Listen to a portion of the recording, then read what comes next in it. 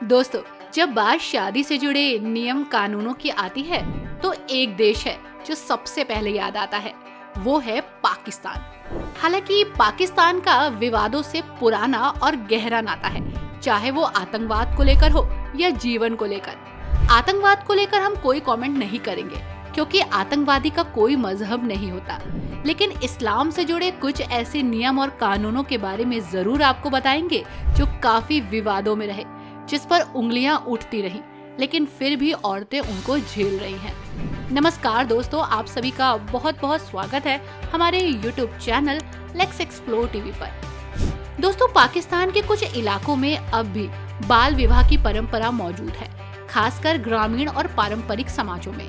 सिंध प्रांत में 18 साल से कम उम्र की शादी गैर कानूनी है। बाकी प्रांतों में लड़कियों के लिए शादी की न्यूनतम उम्र अब भी 16 साल ही है। ये कानून देश के विभिन्न हिस्सों में अलग अलग होने के कारण भ्रम और विवाद भी पैदा करता है, लेकिन जानकर आपको हैरानी होगी कि पाकिस्तान में 16 साल से कम क्या 14 साल से कम उम्र की लड़कियों की शादी होने की रिपोर्ट्स अक्सर वायरल होती हैं। साथ ही धार्मिक संगठन कभी कभी इसे शरिया के खिलाफ भी मानते हैं, लेकिन जब बात विवाह की आती है तो शरिया कानून हर विवाह को मान्यता दे ही देता है। ऐसा हम नहीं बल्कि रिपोर्ट्स कहती हैं। अक्सर हमने खबरों में भी पढ़ा है कि 40 साल के आदमी के साथ 12 साल की लड़की का निकाह पढ़ा दिया गया। अगर आप मुस्लिम धर्म में शादी के प्रति अपनी पत्नी के प्रति वफादारी ढूंढोगे तो आपको बहुत कम ही मिलेगी। यहाँ पत्नी से तो वफादारी की अपेक्षा की जाती है, लेकिन पति को इस बारे में क्षमा कर दिया जाता है। पाकिस्तान में पुरुष को 4 शादियां करने की अनुमति है, लेकिन कुछ शर्तों के साथ, और वो शर्तें किसी को आज तक पता ही नहीं। मुस्लिम फैमिली लॉ ऑर्डिनेंस यानी कि 1961 के अनुसार दूसरी शादी के लिए पहली पत्नी की लिखित अनुमति जरूरी है, लेकिन अब इसकी भी जरूरत नहीं पड़ती। बिना अनुमति के ही शादियां हो जाती हैं।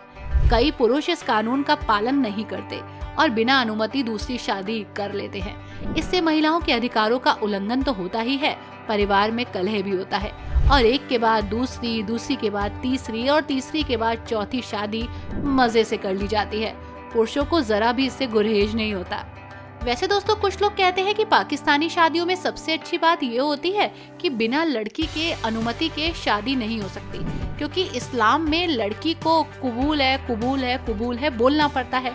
निकाह तब तक मुकम्मल नहीं होता जब तक लड़की कबूल है ना कह दे।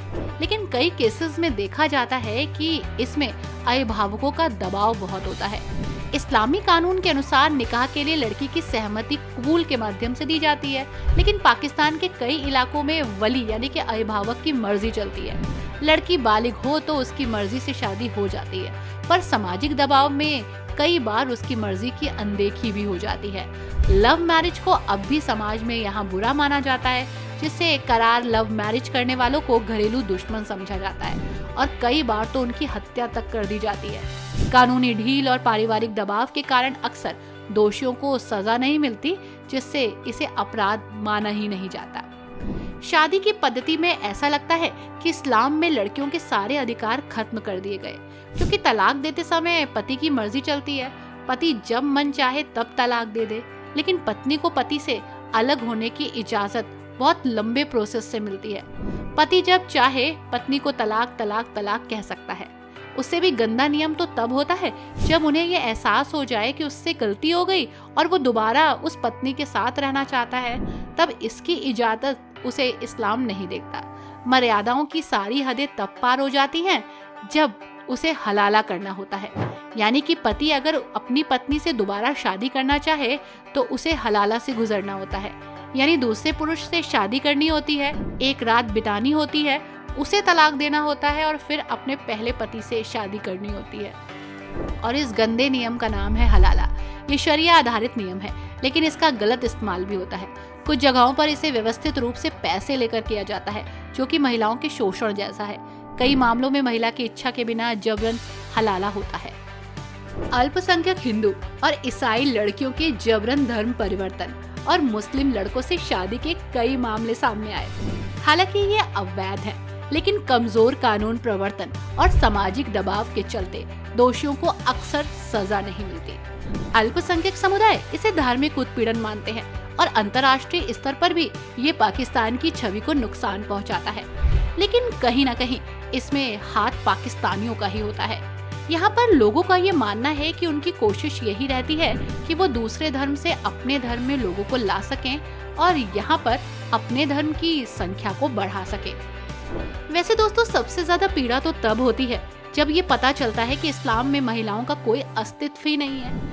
इस्लामी कानूनों के अनुसार महिला को विवाह के बाद कुछ हद तक ही संपत्ति में अधिकार मिलता है, उतना नहीं जितना पुरुषों को मिलता है, लेकिन व्यवहार में उन्हें अक्सर वंचित कर दिया जाता है। महिला को मेहर देना जरूरी है, लेकिन कई बार इसे टाल दिया जाता है या बहुत ही मामूली रखा जाता है। जब जब महिलाओं ने अपने हक की आवाज यहाँ उठाई है, तब तक या तो आवाज को कुचल दिया गया या उन्हें खत्म कर दिया गया। पाकिस्तान में महिलाएं अपनी बदहाली पर आंसू बहा रही हैं। अधिकार के नाम पर उन्हें सिर्फ पर्दा दिया जाता है, जिसमें बंद कर उन्हें जीवन भर रहना पड़ता है। आज की लड़कियां बहुत आगे निकल चुकी हैं, लेकिन कहीं ना कहीं पाकिस्तानी लड़कियां खुद इस बात को कहती हैं कि वो अभी भी समाज में पिछड़ी हुई हैं।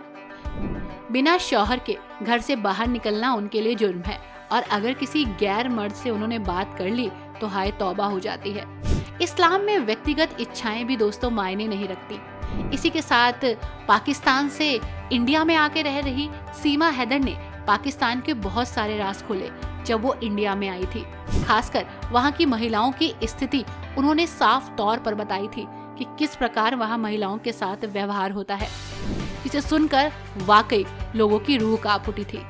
इसी के साथ पाकिस्तान सेक्स से जुड़े नियम और कानून इस्लामी शरिया कानून के हिसाब से चलते हैं। हुदूद ऑर्डिनेंस यानी कि 1979 और पाकिस्तान पीनल कोड (पीपीसी) पर आधारित है ये कानून कई बार विवादास्पद माने जाते हैं, क्योंकि इनमें यौन स्वतंत्रता, महिला अधिकार और LGBTQ+ समुदाय के अधिकारों को बहुत ही सीमित रखा गया है। जीना कानून यहाँ पर है। विवाह के बाहर सेक्स अपराध है यहाँ अगर कोई पुरुष और महिला शादी के बिना आपसी सहमति से यौन संबंध बनाते हैं तो उसे जीना कहा जाता है। हुदूद ऑर्डिनेंस 1979 के तहत ये अपराध माना जाता है। उम्र कैद, कोड़े की सजा दी जाती है। हालांकि अगर बलात्कार साबित ना हो पाए तो महिला पर भी जीना का मुकदमा चल पड़ता है। बलात्कार साबित करने के लिए 4 मुस्लिम पुरुष गवाहों की जरूरत पड़ती है, जो लगभग यहाँ असंभव है। यानी कुल मिलाकर सारी गलती महिलाओं की है अगर उनके साथ बलात्कार हुआ तो।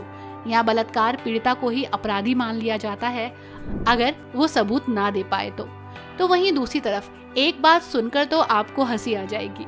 पाकिस्तान में शादी के अंदर जबरदस्ती को कानूनी अपराध नहीं माना जाता। यानी पत्नी की मर्जी के बिना अगर उसके साथ गलत होता है तो ये अपराध नहीं है। जैसे लगता है कि पत्नी पति की बपौती हो गई है।